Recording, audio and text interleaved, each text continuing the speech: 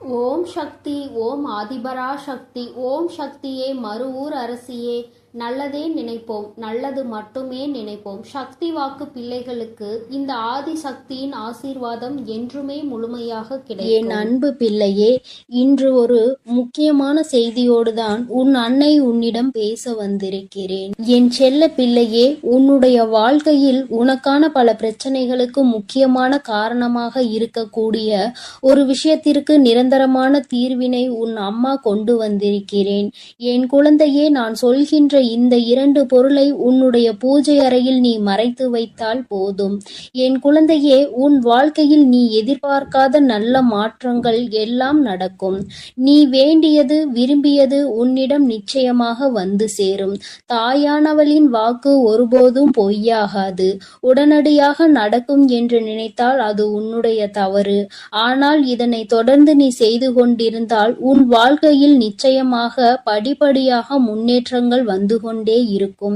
நீ எதிர்பார்க்கின்ற விஷயங்கள், நீ ஆசைப்பட்ட விஷயங்கள் எல்லாம் உனக்கு கண்கூடாகவே உன் கைகளில் கிடைப்பதை நீ பார்ப்பாய். என் தங்கமே, உன்னை ஒருவர் வேண்டாம் என்று ஒதுக்கி வைக்கிறார்களா? பரவாயில்லை, ஒதுக்கி வைத்துவிட்டு போகட்டும். அவருக்கு உன்னோடு சேர்ந்து இருப்பதற்கு கொடுத்து வைக்கவில்லை என்று நீ முடிவெடுத்து கொள்ள வேண்டும். அதே சமயத்தில் ஒரு விஷயம் உனக்கு கிடைக்கவில்லையா? அப்படி என்றால் நீ மறுபடியும் முயற்சி செய்து கொண்டிருக்கிறாயா? சரி, பரவாயில்லை. அந்த முயற்சி உன் வாழ்க்கையில் உனக்கு தேவையானது. நிச்சயமாக அந்த விஷயத்தை நீ அடைவதற்கான எல்லா முயற்சிகளையும் செய்யும் பொழுது என்றாவது ஒரு நாள் அடைந்து விடுவாய். யாரும் வேண்டாம் என்று தனிமையில் இருக்கின்றாயா? பரவாயில்லை. தனிமை கூட சில சமயங்களில் உனக்கு நல்ல விஷயங்களை தான் கற்றுக் கொடுக்கின்றது. அதனால் அப்படி இருக்கின்றாய் என்பதற்காக நீ வேதனைப்பட தேவையில்லை. ஆனால் இந்த ஒரு விஷயத்தை மட்டும் நீ பரவாயில்லை என்று ஒருபோதும் விட்டுவிடக் கூடாது. அது என்ன விஷயங்கள் தெரியுமா? நீ இருக்கும் இடத்தில் உனக்கு சந்தோஷம் என்பது துளி கூட இல்லாமல் இருப்பது. அப்படி இருக்கின்ற சூழ்நிலையில் அதை பரவாயில்லை என்று நினைத்துவிடக் கூடாது. என்றாவது ஒரு நாள் கஷ்டம் வருகிறது, என்றாவது ஒரு நாள் வேதனை வருகிறது என்றால் பரவாயில்லை. என் நேரமும் கஷ்டங்களும் வேதனைகளும் தான் சந்தோஷம் என்ற ஒன்றை நான் வாழ்க்கையில் நான் ஒரு நொடி கூட பார்த்ததில்லை என்று ஒரு சூழ்நிலை உனக்கு உருவாகிறது என்றால் அதை பரவாயில்லை என்று ஒருபோதும் எடுத்துக்கொள்ளக் கூடாது. அதுபோல நீ செல்கின்ற இடத்தில் நிச்சயமாக உனக்கான மரியாதை கிடைக்கவில்லை என்றால், உன்னை யாருமே சரியாக மதிக்கவில்லை, உன் இல்லத்திலும் சரி வெளியிலும் சரியாக ஒரு இடத்தில் உனக்கான மதிப்பு கிடைக்கவில்லை என்றால் அதையும் நீ பரவாயில்லை என்று எடுத்துவிடக் கூடாது. உனக்கான மரியாதை எங்கிருந்தாலும் உனக்கு நிச்சயமாக கிடைத்தே தீர வேண்டும். அது கிடைக்காத இடத்தில் அதற்காக நீ பரவாயில்லை என்று விட்டுவிடக் கூடாது என் தங்கமே. அதுபோல இன்னொரு முக்கியமான விஷயம், நீ செய்கின்ற வேலைக்கு உனக்கு பாராட்டு கிடைக்காமல் இருப்பது. இப்படி இருந்தாலும் அதை பரவாயில்லை என்று நினைக்க கூடாது என் தங்கமே. செய்கின்ற வேலைக்கு சரியான மதிப்பும் மரியாதையும் நிச்சயமாக கிடைக்க வேண்டும். அதற்குரிய பாராட்டு உனக்கு கிடைக்க வேண்டும். அப்படி உனக்கு ஒரு இடத்தில் அது கிடைக்காமல் போகிறது இல்லை, உன்னை விடுத்து மற்றொருவருக்கு கிடைக்கிறது என்றால் இதுவெல்லாம் நீ வாழ்க்கையில் பரவாயில்லை என்று ஒருபோதும் நினைத்துவிட முடியாது என் தங்கமே. இந்த வாழ்க்கை நீ செய்கின்ற விஷயங்கள் எத்தனையோ இருந்தாலும் அதில் சில விஷயங்கள் எடுத்துக்கொள்ளலாம், சில விஷயங்களை அத்தனை சாதாரணமாக எடுத்துக்கொள்ள முடியாது. அது போன்ற விஷயங்கள் எப்பொழுதுமே என் குழந்தை நீ கவனமாக இருக்க வேண்டும் என் தங்கமே. அம்மா உனக்கு இன்று சொல்ல வந்த அந்த 2 பொருள் நீ உன்னுடைய பூஜை அறையில் மறைத்து வைப்பது உனக்கு கிடைக்கக்கூடிய பலன்கள் என்ன என்பதை முதலில் நான் சொல்கிறேன் என் தங்கமே. உன் வாழ்க்கையில் உனக்கு தேவையான செல்வம் உன்னை தேடி வரும். அது உன் இல்லத்தை நோக்கி ஏதோ ஒரு வகையில் வந்து கொண்டிருப்பதை நீ கண்கூடாக காண்பாய். கிடைக்காத இடத்திலிருந்து வரவு வந்து கொண்டே இருக்கும். ஏதோ ஒரு செயலின் மூலமாக அதனை நிச்சயமாக நீ பெற்று கொண்டே இருப்பாய். இதுவரை பட்ட கஷ்டம் ஒரு நாள் நிச்சயமாக மாற்றத்தை அடையும். இந்த நேரத்தில் என் குழந்தையே, நீ செய்த பரிகாரத்தினுடைய பலனை நிச்சயமாக உணர்ந்து கொள்வாய் என் குழந்தையே. அம்மா சொல்லும் பொழுது நீ ஒன்றை நன்றாக புரிந்து கொள்ள வேண்டும். பரிகாரங்கள் என்பது தெய்வங்களுக்கு நீ செய்வது. அதை யாரிடமும் பணத்தை கொடுத்து நீ ஏமாறக்கூடாது. அந்த பொருள் தருகிறேன், இந்த பொருள் தருகிறேன், இதனை கொடுங்கள் என்று கேட்டு உங்களிடம் பணத்தை யாரேனும் வாங்கினால் ஒருபோதும் அவர்களிடம் ஏமாந்து நிற்காதே. என் குழந்தையே, சில பரிகாரங்கள் உன் வீட்டிலே உன்னிடம் இருக்கக்கூடிய பொருட்களை வைத்தே நீ செய்யலாம். இவற்றையெல்லாம் நீ செய்தாலே உன்னுடைய தெய்வங்கள் மகிழ்ந்து உனக்கான அருளையும் அன்பையும் பொழிவார்கள் என்பதை நீ மறந்து விடாதே. என் தங்கமே, அம்மா எப்பொழுதும் உனக்கு பரிகாரங்களை பற்றி சொல்வதில்லை. சில சமயங்களில் முக்கியமான சில பரிகாரங்களை பற்றியோ, சில பூஜைகள் பற்றியோ, சில தெய்வங்களுக்கு செய்ய வேண்டிய விஷயங்களை பற்றியோ சொல்கிறேன் என்றால் அதில் என் குழந்தைக்கு நன்மைகள் இருக்கின்றது என்பதால்தான் என்பதை நீ முதலில் உணர்ந்து கொள்ள வேண்டும். நீ அதனை சரியாக செய்து வந்தால் நிச்சயமாக உன் வாழ்க்கையில் பலன் கிடைக்கும். நான் எதையும் சாதாரணமாக சொல்லவில்லை. என் குழந்தைகள் எத்தனையோ பேர் இதை செய்து அதனால் பலன் பெற்றிருக்கிறார்கள். அதை கண்கூடாக கண்ட பிறகுதான் நான் உன்னிடத்தில் வந்து சொல்லிக் கொண்டிருக்கிறேன் என் தங்கமே. நான் சொல்கின்ற பொருள் என்னவென்று நீ தெரிந்து கொள். என் குழந்தையே, கல் உப்பு என்பது ஏற்கனவே பல பரிகாரத்திற்கு உபயோகப்படுத்தி இருக்கின்றோம். என் தங்கமே, நான் சொல்கின்ற பொருள் எதுவாக இருந்தாலும் அதற்கு முன்னால் நீ ஒன்றை நினைவில் வைத்துக்கொள். எந்த ஒரு பொருளிலும் நீ அதனுடைய சக்தியை அதிகரிக்க வேண்டுமானால் அதனோடு பச்சை கற்பூரத்தை சேர்க்க வேண்டும். பச்சை கற்பூரம் ஒரு பொருளுக்கு இருக்கின்ற சக்தியை அது அதீத சக்தியாக மாற்றி காட்டும் என்பதை நீ மறந்து விடாதே. அதனால்தான் அம்மா ஏற்கனவே உனக்கு குங்குமத்தோடு பச்சை கற்பூரத்தை நெற்றியில் வைக்க சொல்லி இருக்கிறேன். அதற்கான பலனையும் நீ விரைவில் அடைய போகின்றாய். என் தங்கமே, இந்த கல்லுப்பை எடுத்துக்கொள். ஒரு கண்ணாடி குடுவையில் கல்லுப்பை முதலில் நீ நிரப்பி வைத்துக்கொள். அதில் பாதி அளவுகள் உப்பை நிரப்பிய பிறகு அதற்குள் நீ வைக்க வேண்டிய பொருள் ஒரு சிறிய துண்டு வசம்பு. ஒரே ஒரு வசம்பினை நீ வைத்தால் போதும். ஒரே ஒரு துண்டு வசம்பினை உள்ளே வைத்து அதன் மேலும் கல்லுப்பை போட்டு நீ மூடி வைத்து விட வேண்டும். வசம்பு வெளியில் தெரிய வேண்டாம். நீ மூடி வைத்துவிட்டு நீ அதற்கு பூஜைகள் செய்ய வேண்டும். அதற்கு தீப ஆராதனை நீ காட்ட வேண்டும். தெய்வங்களுக்கு பூஜை செய்கின்ற பொழுது அதற்கு சேர்த்து நீ பூஜை செய்ய வேண்டும். என் தங்கமே, நீ பூஜை செய்து முடித்த பிறகு அதனை எடுத்து நீ உன்னுடைய தெய்வம் படம் வைத்திருக்கிறாய் அல்லவா, அந்த படத்திற்கு பின்னால் நீ மறைத்து வைத்து விட வேண்டும். என் தங்கமே, நீ அப்படி மறைத்து வைத்த பிறகு சில நாட்கள், ஒரு குறிப்பிட்ட ஒரு 3 மாதங்களுக்கு பிறகு எடுத்து நீ மீண்டும் மாற்றிக்கொள்ளலாம். மாற்றி வைக்கும் பொழுது நீ அப்பொழுதும் இது போன்ற பூஜைகள் செய்து அதை வைத்துவிட வேண்டும். என் தங்கமே, அதற்கு முன்னால் நீ எந்த தெய்வத்திடம் இதற்காக வேண்ட வேண்டும் என்று அம்மா சொல்கிறேன். செல்வத்திற்கு உரியவள் நம் லட்சுமி தேவியானவள். என் தங்கமே, லட்சுமி தேவியானவள் முன்னால் நீ இந்த பொருளை வைத்துவிட்டு மனதார கண்களை மூடி, அம்மா, எனக்கு பண கஷ்டங்கள் அதிகமாக இருக்கின்றது, எனக்கு பணவரவு தேவை இருக்கின்றது என்று நீ சொல்ல வேண்டும். கஷ்டம் என்கின்ற வார்த்தையை உபயோகிப்பதை விட எனக்கு தேவை இருக்கின்றது, என்னுடைய தேவையை நீங்கள் பூர்த்தி செய்து கொடுங்கள் என்று மனதார கேட்டுப்பார். கேட்டுவிட்டு நீ இந்த பொருளை பூஜை அறையில் பூஜை செய்துவிட்டு லட்சுமி தேவியாரின் படத்திற்கு பின்னால் மறைத்து வைத்து விட்டால் அது இன்னும் சிறப்பான பலன்களை உனக்கு கொண்டு வந்து சேர்க்கும். என் செல்ல குழந்தையே, அதற்கான பூஜைகளை நீ எப்பொழுதும் அங்கு செய்து கொண்டே இருக்க வேண்டும். அது அங்கு இருப்பது யாருக்கும் தெரிய வேண்டாம். நீ ரகசியமாக செய்து வா. எல்லா நலன்களும் வளன்களும் பெற்ற பிறகு நீ நிச்சயமாக மற்றவர்களுக்கு சொல்லிக் கொடுக்கலாம். உன்னுடைய இல்லத்தில் இருக்கின்ற எல்லா பிரச்சனைகளும் இதனால் தீர்ந்த பிறகு நீ மற்றவர்களுக்கு நிச்சயமாக சொல்லிக் கொடுக்கலாம். என் தங்கமே, சில விஷயங்களை மறைத்து வைக்க வேண்டுமானால் மறைத்து வைத்துதானே ஆக வேண்டும். அதன் பலன்கள் அப்போதுதான் உனக்கு முழுமையாக கிடைக்கும். அதனை நீ முன்கூட்டியே எல்லோருக்கும் தெரிவித்து விட்டால் அதற்கான பலன் உனக்கு கிடைக்காமல் போய்விடும் என்பதை நீ மறந்து விடாதே. ரகசியமாக செய்ய வேண்டும் என்றால் அதை ரகசியமாக நீ சில காலம் பின்பற்றி பார்த்து நீயே கண்கூடாக சில விஷயங்களை காண்பாய். உன் வாழ்க்கையில் நல்ல முன்னேற்றங்கள், நீ விரும்பிய வாழ்க்கை, நீ கேட்டது எல்லாம் உனக்கு கிடைக்கின்ற பொழுது நிச்சயமாக நீ அதனுடைய மகத்துவத்தை உணர்ந்து கொள்வாய். தெய்வங்கள் உனக்கு கொடுத்தாலும் சில பொருட்கள் அவர்களிடம் இருந்து உனக்கு உனக்கான சக்தியை ஈர்த்து கொண்டு வரும். நீ கேட்கின்ற பொருளை உன்னை தேடி கொண்டு வர வைக்கும். வசம்பிற்கு அந்த சக்தி உண்டு என்பதை நீ அறிந்த விஷயம்தான். கல் உப்பில் அதை சேர்த்து பயன்படுத்தும் பொழுது உப்பு ஏற்கனவே மிகவும் சக்தி பொருந்தியது. அதனால் இவை இரண்டையும் சேர்க்கும் பொழுது நிச்சயமாக உன் இல்லத்தில் நல்ல நல்ல மாற்றங்கள் விரைவாக வந்துவிடும்.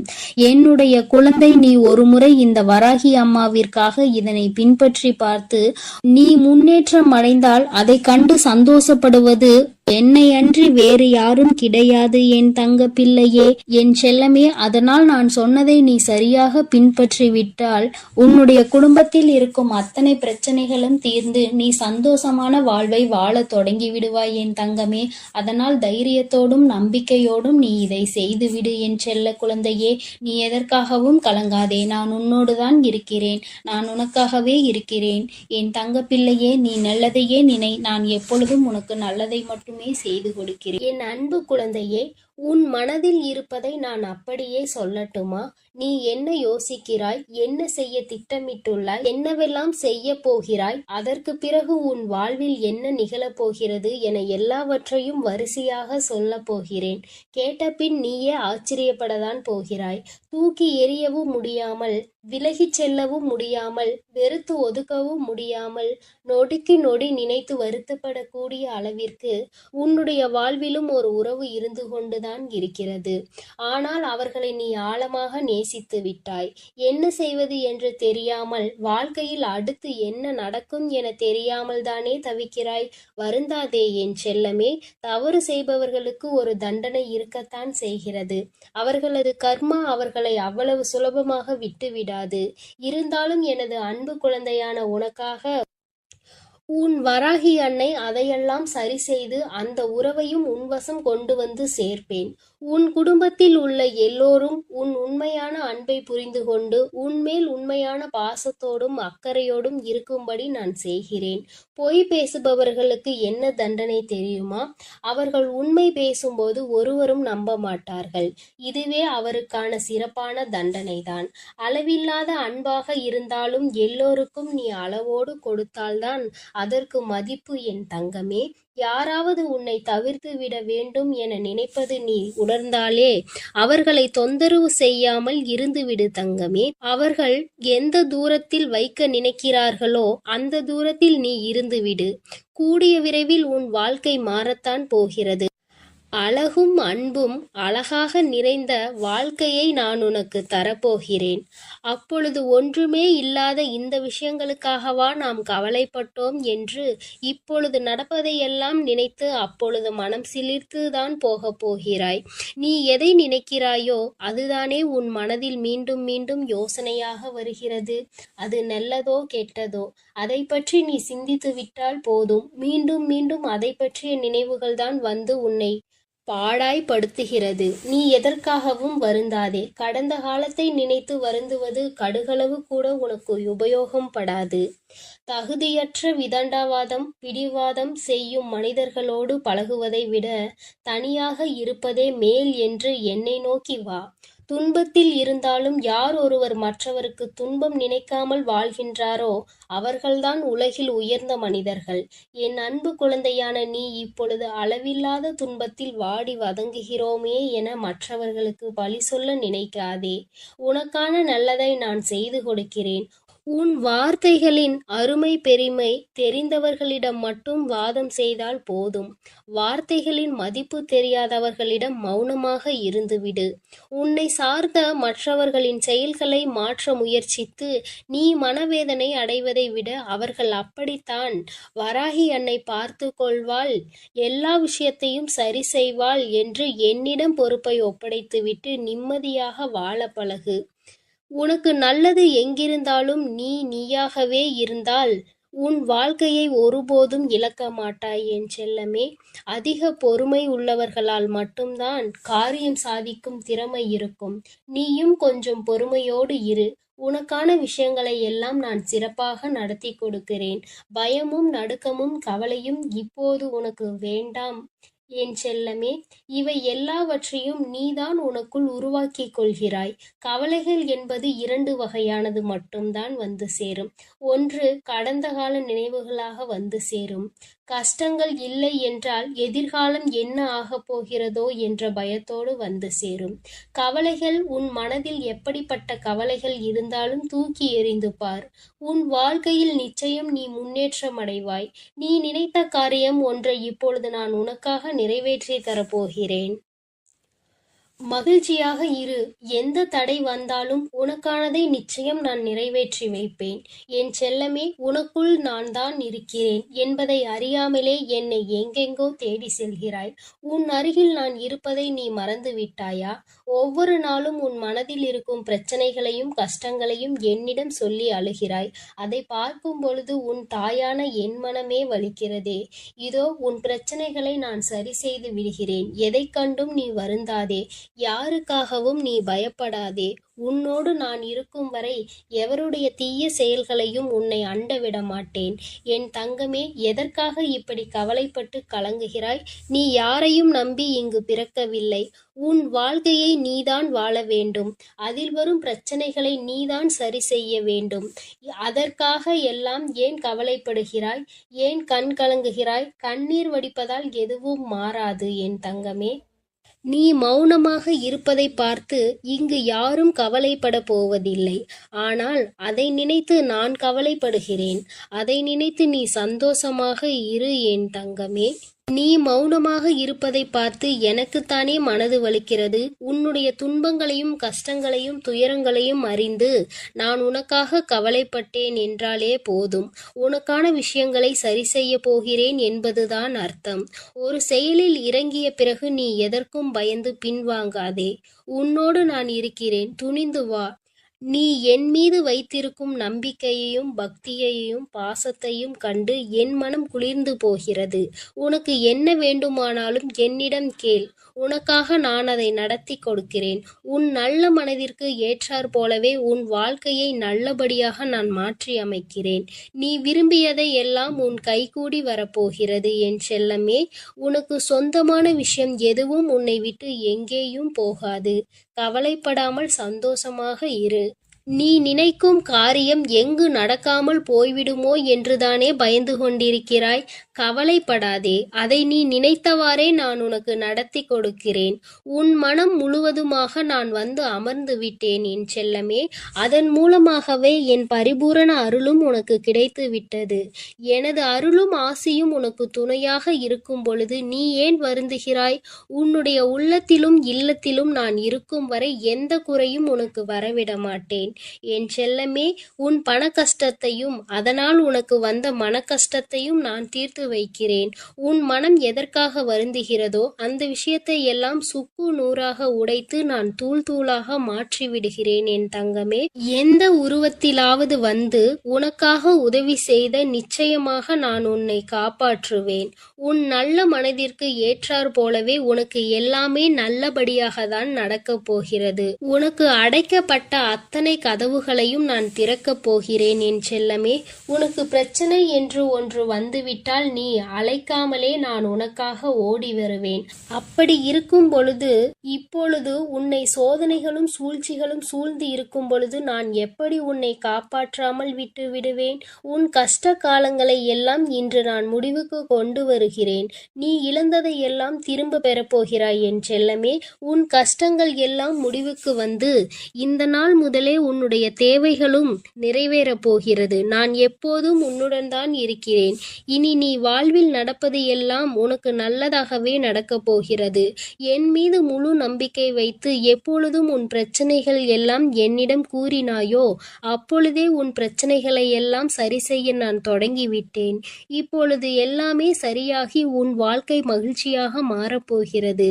நீ நல்லதையே நினை. நான் உனக்கு எப்பொழுதும் நல்லதை மட்டுமே செய்து கொடுக்கிறேன். இருக்கிறேன். என் தங்கமே, நான் உன்னோடு தான் இருக்கிறேன். நான் உனக்காகவே இருக்கிறேன். நீ எதை நினைத்தும் கலங்காதே, எதற்காகவும் வருந்தாதே. என் அன்பு குழந்தையே, இன்று உன் அம்மா உன்னிடத்தில் மனம் விட்டு பேசுவதற்காக வந்திருக்கின்றேன்.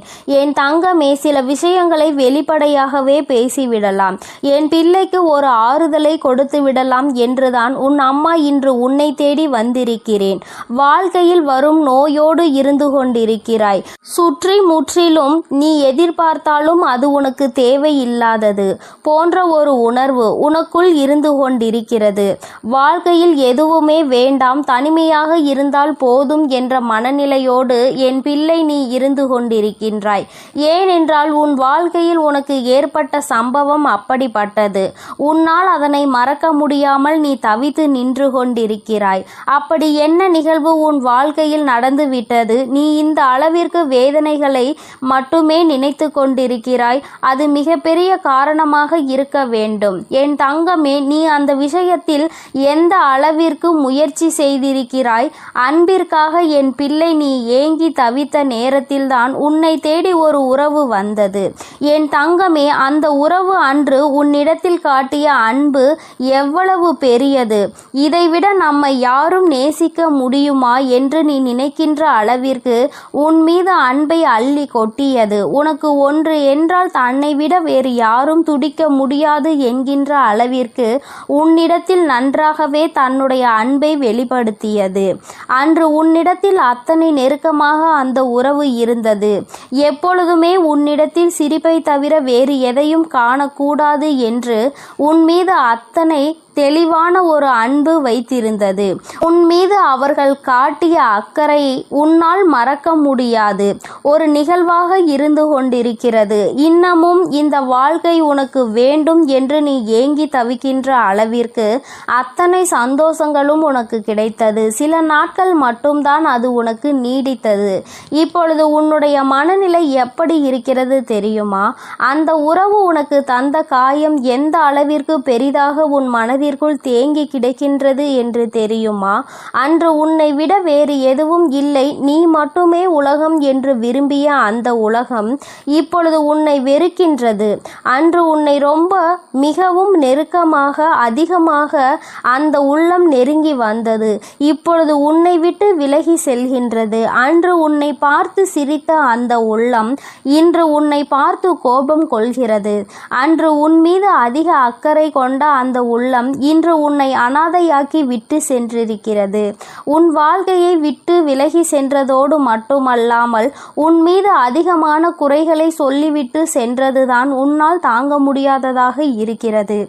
எத்தனை அன்பை நாம் காட்டினாலும் முதலில் நமக்கு பிடித்தம் இல்லாதது போல இருந்தாலும் நாட்கள் செல்ல செல்ல இதுதான் நம்முடைய வாழ்க்கை, இதுதான் நம்முடைய கடைசி வாழ்க்கை என்று நினைக்கும் அளவிற்கு நம்மை வாழ்க்கையில் ஒரு ஓரத்திற்கு கொண்டு சென்றுவிட்டு இப்பொழுது நாம் இவை இல்லை என்றால் வாழ்க்கையே இல்லை என்று நினைக்கின்ற அளவிற்கு வந்துவிட்ட பிறகு இப்பொழுது எதுவுமே இல்லாதது போல தன்னந்தனி காட்டிற்குள் கட்டவிழ்த்து விட்டு சென்றது போல நம்மை விட்டு சென்று விட்டார்களே என்று என் பிள்ளை மனவேதனையில் இருந்து கொண்டிருக்கிறாய். என் தங்கமே, வாழ்க்கையில் எதுவுமே நிரந்தரம் இல்லாத உலகத்தில் இந்த மனிதர்களை நீ நம்பியது எவ்வளவு பெரிய தவறு என்பதை இப்பொழுது நீ உணர்ந்து கொண்டாய்.